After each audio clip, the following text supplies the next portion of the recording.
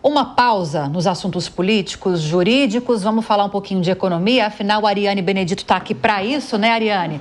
Agora 15 para as 3 da tarde, o presidente Lula e o ministro da Fazenda, Fernando Haddad, devem voltar a debater hoje as medidas para corte de gastos. Os dois se reúnem nesta tarde com os setores de atacado e varejo e podem tratar também de um novo pacote de reajuste.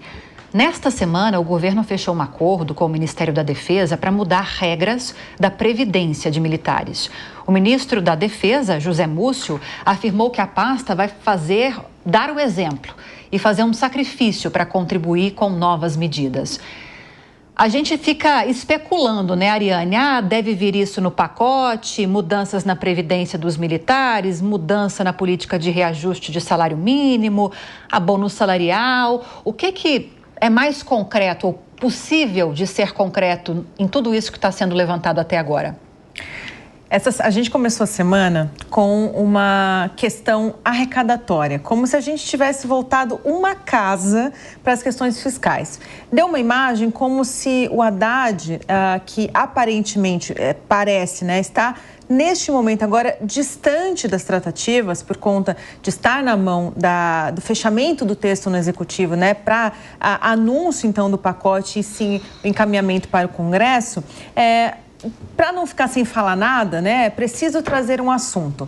E como o mercado, neste momento, né, a população brasileira como um todo, fiscal nunca foi tão popular, né, na vida do brasileiro como 2024, como se fosse um assunto para tentar tirar a atenção sobre a tratativa de cortes de gastos, né, que foi os subsídios das empresas. Né?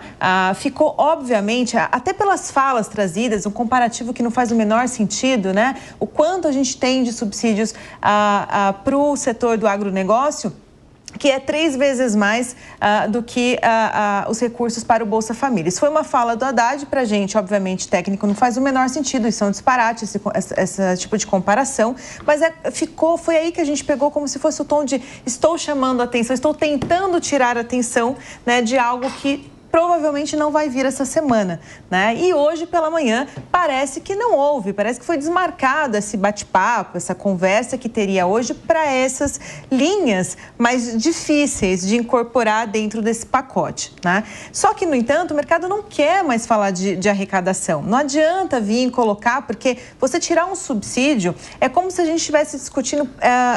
Claro, não é a mesma coisa, mas é muito parecido com a desoneração da folha de pagamento.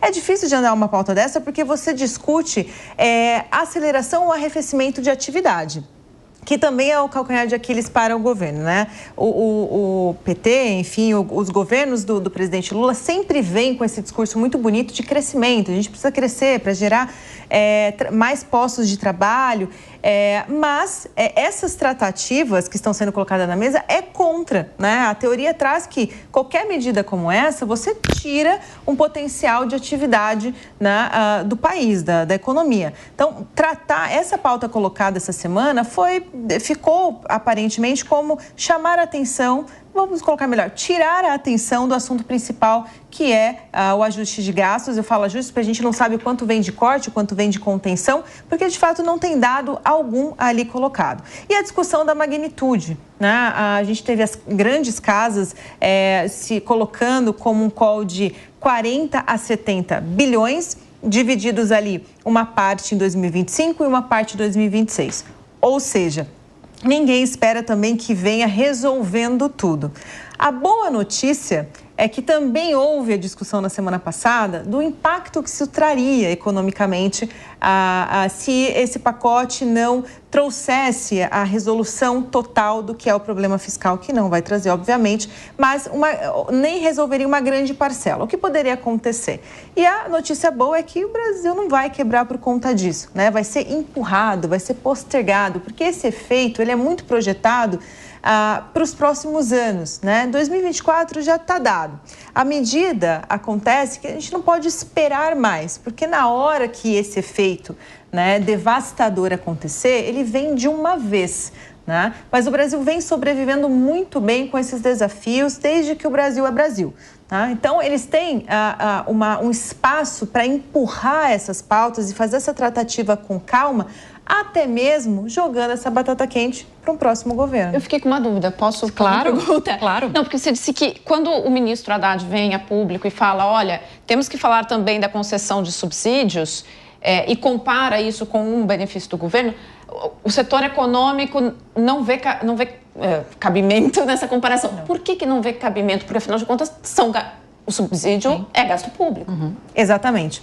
Na verdade, quando você tem uma empresa que ela entra nas características, né, o que a lei permite para ela receber esses subsídios, a mais importante delas é esse setor em qual ela está incluída não tem capacidade de, por si só, por oferta e demanda, né, se manter eficiente no mercado. Né?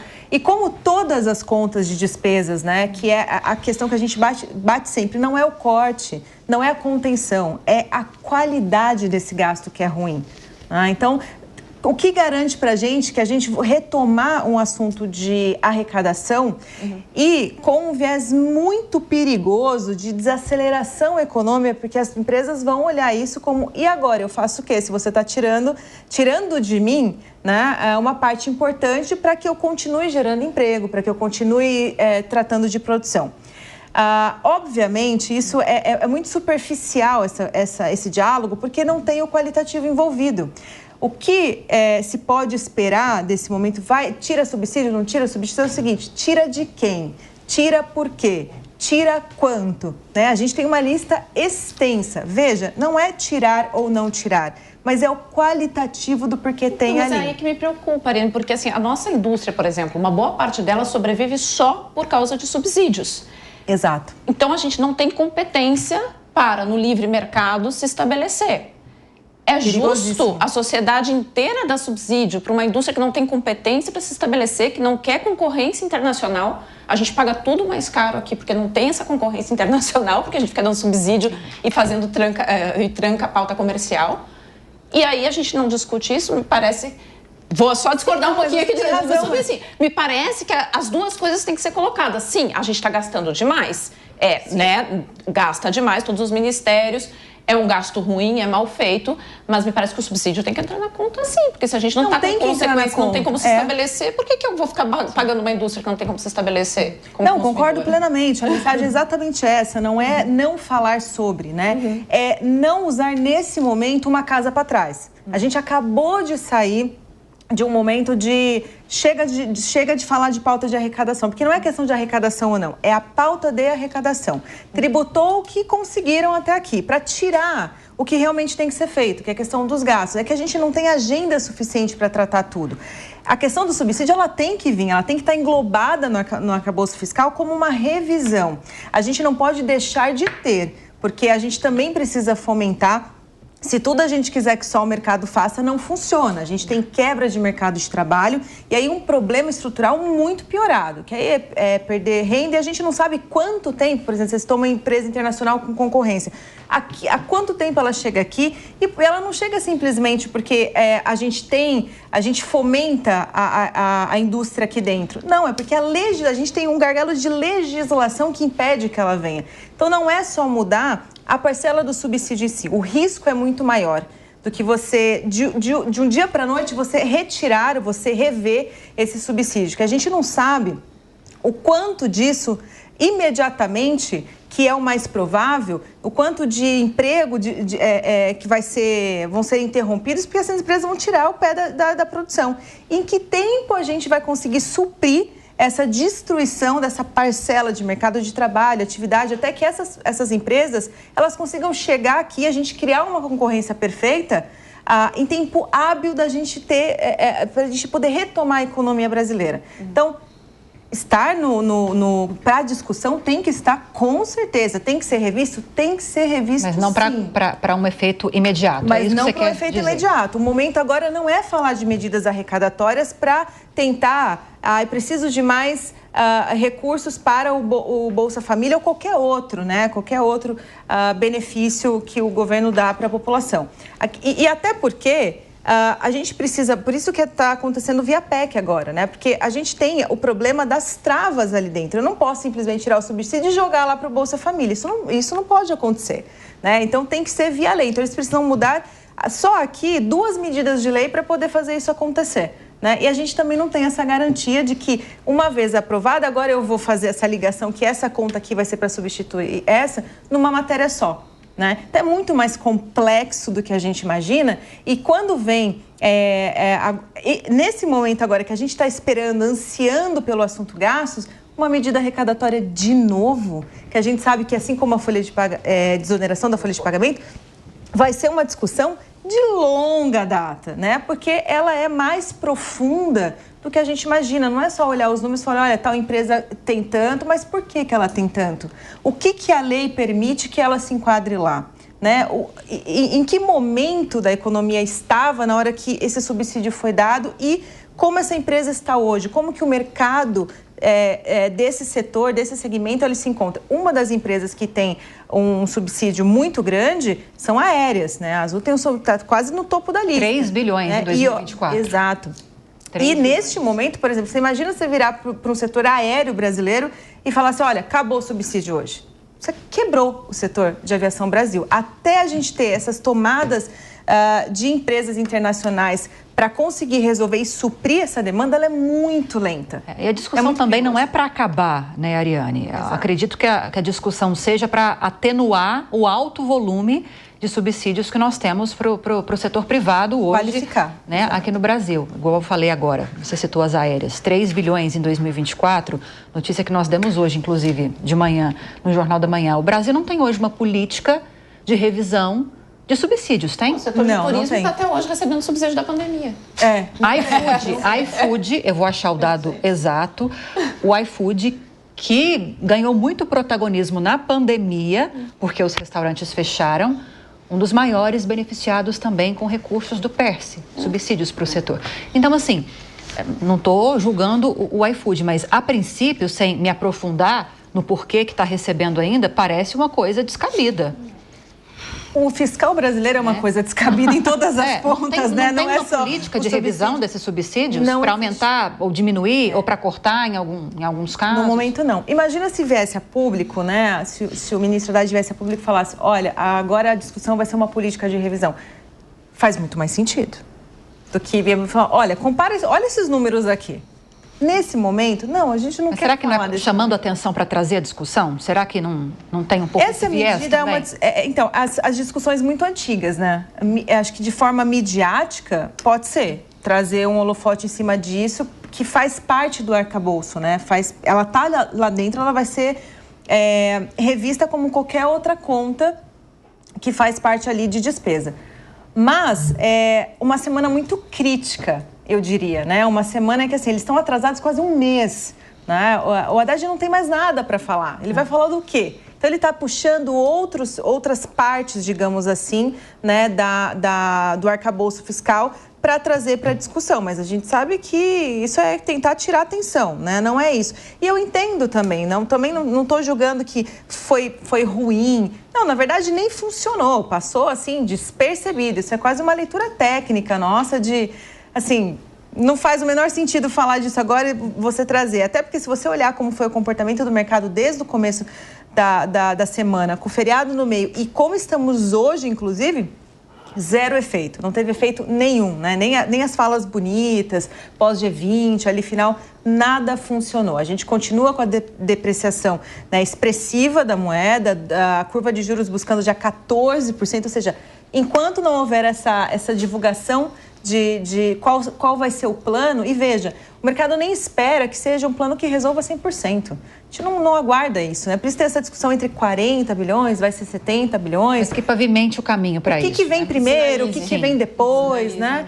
Mas, porque isso é como se fosse uma trava para a economia brasileira, uma trava. Trava Congresso, trava economia, trava mercado, né? Por quê? Aversão a risco por desconfiança. Você causa incerteza, um sentimento de incerteza que nada anda.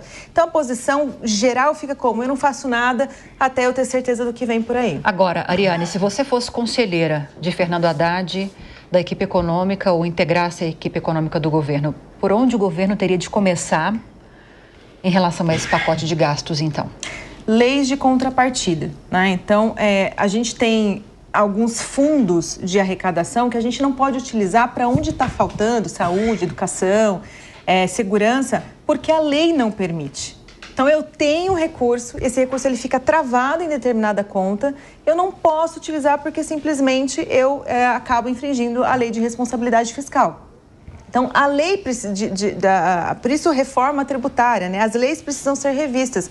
Essa amarração que, num certo momento, ela foi feita para ter um maior controle de gastos por gastos e investimentos, porque o recurso, ele acontecia de forma desacerbada e a gente não sabia para onde ia.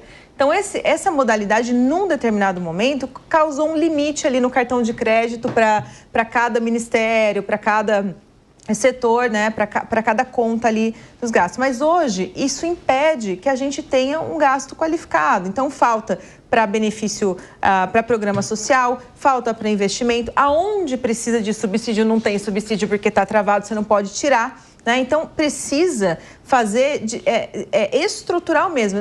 Só cortar não adianta, porque você corta aqui, mas ela cresce inercialmente no próximo ano, você vai ter que cortar de novo.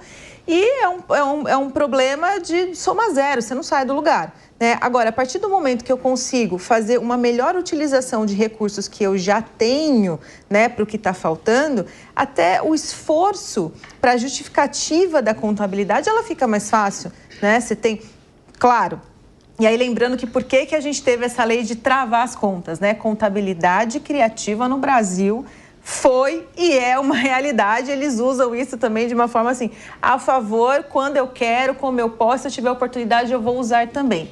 E isso é o que, infelizmente, traz e drena valor da economia brasileira, porque é o histórico, continua sendo. Tentaram esse ano fazer de novo, só não conseguiram porque a gente tem essas travas. Então, existe também um certo medo de retirada dessas travas e a gente volte a viver o momento passado crítico, né, de fiscal, porque não tinha limite o cartão de crédito. Né? E não estou falando de teto, não estou falando né, agora do sistema de bandas, né? Se pode gastar até tanto, se bater lá o limite, você tem uma diminuição via a receita, né? Que é para criar uma compensação, mas rever essa ligação de contas ela é muito importante. Qualitativo é mais importante do que o número.